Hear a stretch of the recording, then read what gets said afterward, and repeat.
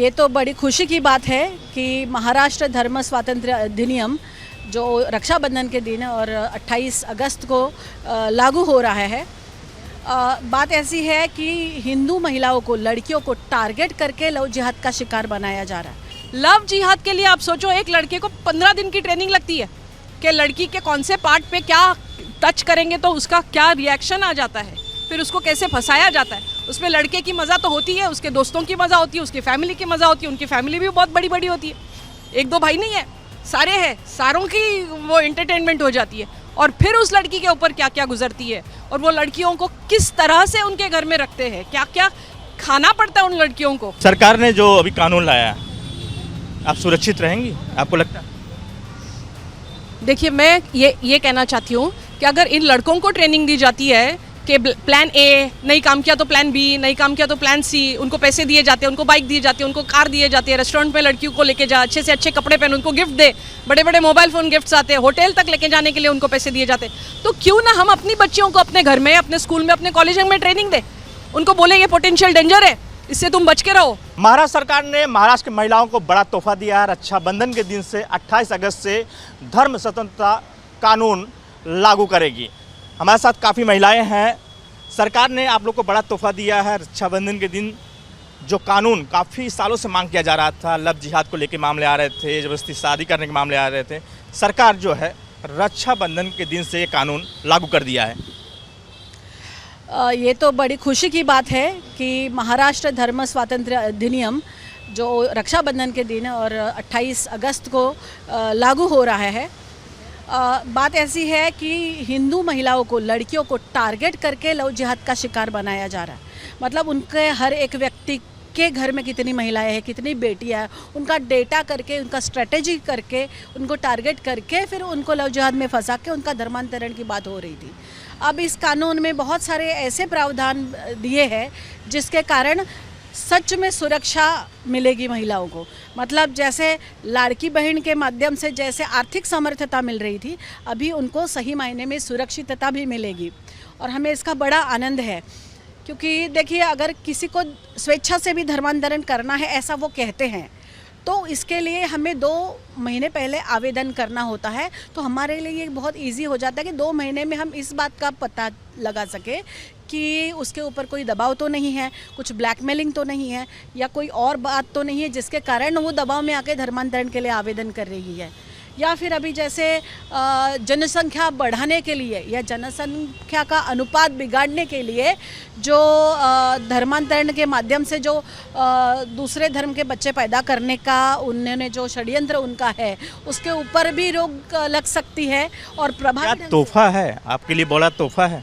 तो तोहफा तो है, लड़कियों का तोहफा है। मतलब रक्षाबंधन, हम रक्षा तो होती है ना, तो उसके लड़कियों की रक्षा ही होगी। आज लव जिहाद में आपने देखा है लड़कियों को कैसे कैसे मार डालते हैं, टुकड़े करके फेंकते हैं। और ना केवल उनकी व्यक्तिगत रक्षा पर उनके परिवार की सुरक्षा होगी, हमारे धर्म की सुरक्षा होगी, हमारी संस्कृति की रक्षा होगी। और सोचिए, 80% हम हिंदू हैं, अगर 80% हिंदुओं की सुरक्षा होगी तो राष्ट्र की सुरक्षा तो हुई ना। तो ये क्या है, ये बहुत ही अच्छा निर्णय है। मतलब देखो, अगर हिंदू लड़की अगर शादी करके मुस्लिम या किसी और धर्म के व्यक्ति से विवाह करती है तो उसके होने वाले बच्चे को माँ का धर्म लागू होगा। तो ये जो धर्मांतरण के माध्यम से जनसंख्या बढ़ा के अपना जो अनुपात बढ़ाने का प्रयास कर रहे हैं, उसके जो गलत इरादों पे ही रोकथाम लगने वाली है। तो सुरक्षा हर लिहाज से, हर बहन की सुरक्षा नहीं कर रहे हैं, उस बहन के परिवार की भी सुरक्षा कर रहे हैं और बहन के आने वाली पीढ़ियों की भी सुरक्षा कर रहे हैं और बहन के धर्म, संस्कृति और बहन के राष्ट्र की भी सुरक्षा कर रहे हैं। तो इतना महान काम रक्षाबंधन के दिन देवा भाव ने दिया है। तो ऐसा भाई हर किसी को मिले जो उनके साथ ही, मतलब बहन के साथ ही बहन की पूरे परिवार की सुरक्षा करे। तोहफा मानती हैं रक्षाबंधन के दिन? हाँ। आप लोग के लिए नया कानून लेके आ गई सरकार। हाँ, ये हमारे माननीय देवेंद्र फडणवीस, हमारे देवा भाऊ के तरफ से सच में एक देखा जाए तो ये बहुत बड़ा तोहफा है, जिसके थ्रू हम महिलाओं की और जो यंग जनरेशन है, जेन ज़ी जिसको बोलते हैं, वो लड़कियां कहीं और भटक ना जाए, उनको सही मार्गदर्शन देने में हमारी सरकार बहुत ही हमें मदद कर रही है। और ये एक बहुत बड़ा तोहफा मेरे मायने में तो रहेगा कि महिलाओं की सुरक्षा ज़्यादा से ज़्यादा हो जाएगी और वे कहीं भटकेंगी नहीं। हमारे साथ और कई महिलाएं हैं। जिस तरह से कानून 28 से लागू हो रहा है, रक्षाबंधन के दिन तारीख रखा गया है रक्षाबंधन के, आप लोग काफ़ी सालों से डिमांड कर रहे थे, कहीं ना कहीं वो कानून लागू हो जाएगा? बिल्कुल बिल्कुल, बहुत बहुत धन्यवाद है देवा भाव का, बहुत बहुत धन्यवाद है महाराष्ट्र गवर्नमेंट का और उनकी सारी टीम का कि देर ही सही लेकिन ये कानून उन्होंने महाराष्ट्र में लागू किया है। एक ही बात मुझे पूछनी है, 2008 में जब ये टेररिस्ट अटैक हुआ था तभी एक ही अटैक में 189 से 200 लोग तक मारे गए थे। 2006 में जब ट्रेन का बॉम्ब ब्लास्ट हुआ था तभी भी 180, 190, 200 लोग मारे गए थे और 800 लोग अपाहिज हो गए ज़िंदगी भर के लिए।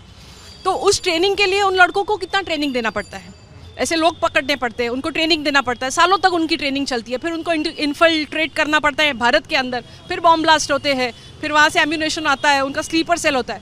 ये सब बाजू में रख के लव जिहाद के लिए आप सोचो, एक लड़के को 15 दिन की ट्रेनिंग लगती है कि लड़की के कौन से पार्ट पे क्या टच करेंगे तो उसका क्या रिएक्शन आ जाता है, फिर उसको कैसे फंसाया जाता है। उसमें लड़के की मज़ा तो होती है, उसके दोस्तों की मज़ा होती है, उसकी फैमिली की मज़ा होती है, उनकी फैमिली भी बहुत बड़ी बड़ी होती है, 1-2 भाई नहीं है, सारे हैं, सारों की वो एंटरटेनमेंट हो जाती है। और फिर उस लड़की के ऊपर क्या क्या गुजरती है और वो लड़कियों को किस तरह से उनके घर में रखते हैं, क्या क्या खाना पड़ता है उन लड़कियों को, कच्चा मांस, गो मांस जो कच्चा होता है हम कभी देख नहीं सकते, वो उनको खाना पड़ता है।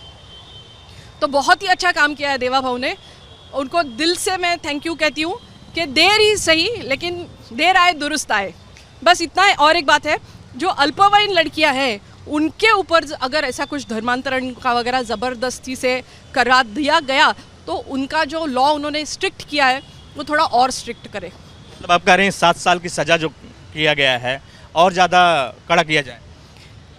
एक लड़की के जीवन की पूरी, उसके घर वालों की, उसके माँ बाप की, भाई बहन की, उनकी सारी ज़िंदगी अगर देखी जाए तो 7 साल इनफ है। Put all one family together in one basket and one boy who has done this in one basket, तो वो बराबर है? बराबर है? नहीं है। तो ज़्यादा सज़ा होनी ही चाहिए, पहली बात। दूसरी बात मैं भूल गई जो बोल रही थी, कुछ और बोल रही थी। आप क्या कहना चाहेंगे? नमस्कार।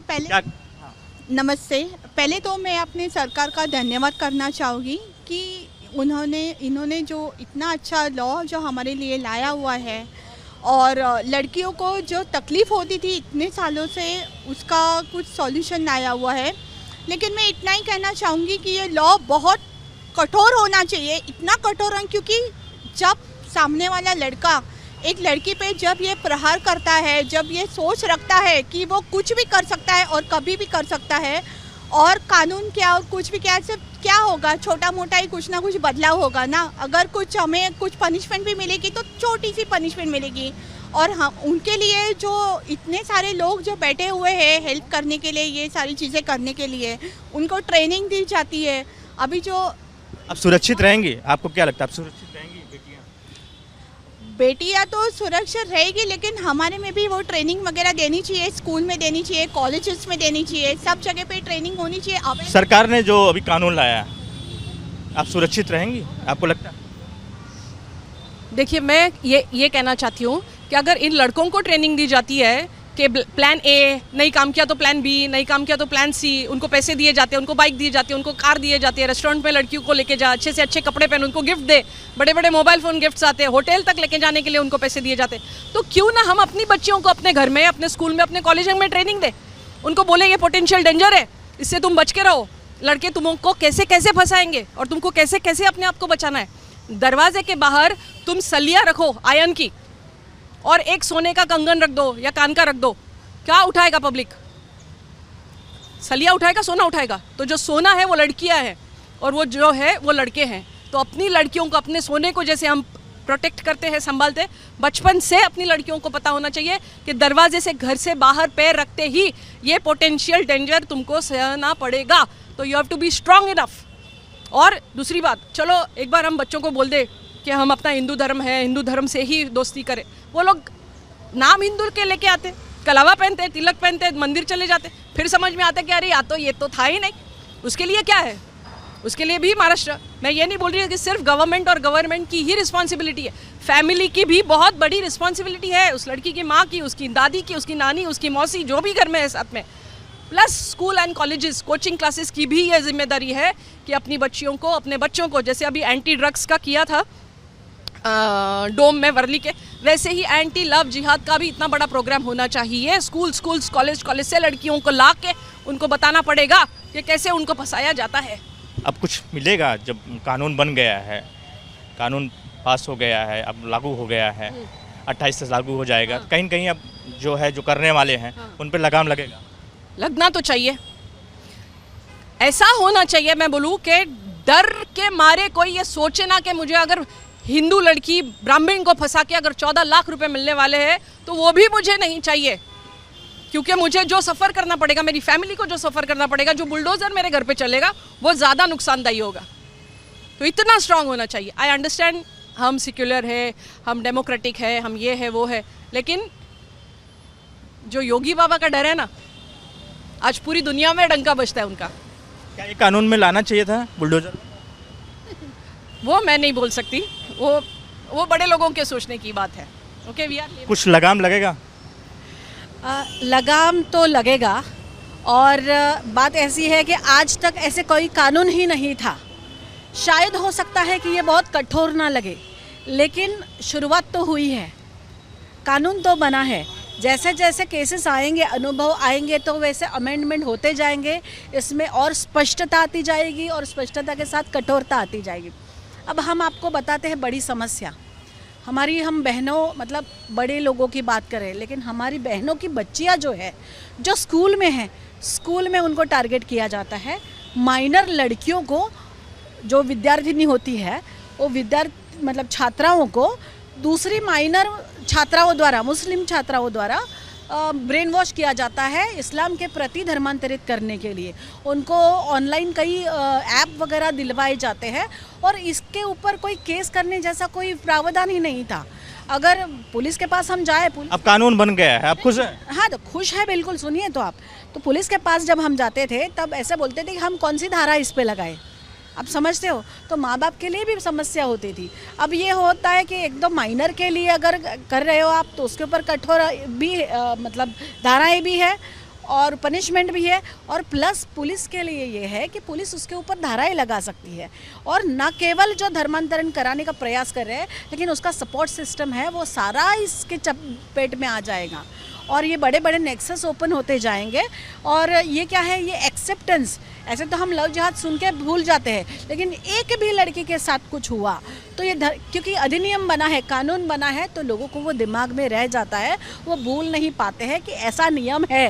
ये एक बात है। उसके बाद विवाह के पश्चात जो बेटियां, जो हमारी बहनें एक तो किसी के बिना सुने शादी कर लेती है, और फिर बाद में उनके साथ अनगिनत अत्याचार होते हैं, वो अत्याचार सते समय उनको याद आएगा कि ऐसा कानून मेरी सुरक्षा के लिए मेरे भाई ने बनाया है, देवा बहू ने बनाया है, तो उसका लाभ मुझे लेना चाहिए, मुझे पुलिस स्टेशन जाना चाहिए। तो वो विश्वास भी तो जगाने का काम एक करता है ना। हाँ, कठोर, जैसे दीदियों ने बोला, और कठोर होना चाहिए, समय के साथ वो भी होगा, और हमें पूरा विश्वास है महाराष्ट्र सरकार और देवा भाऊ इस बात का भी संज्ञान लेंगे, और इसमें अधिक कठोरता और अधिक स्पष्टता लाएंगे। और इसलिए ये रक्षाबंधन के लिए, ये एक बहन की रक्षा के लिए, इससे बड़ा गिफ्ट कोई हो ही नहीं सकता। देख सकते हैं कि महिलाएं हैं, और इनका कहना है कि जिस तरह से महाराष्ट्र सरकार ने, जिस तरह से महाराष्ट्र के मुख्यमंत्री देवेंद्र फडणवीस ने ये कानून रक्षाबंधन से लागू करने जा रहे हैं, कहीं न कहीं महाराष्ट्र की महिलाओं और बहनों के लिए बड़ा तोहफा है। हेमकांत के साथ सत्कार शर्मा, रिपब्लिक भारत, मुंबई।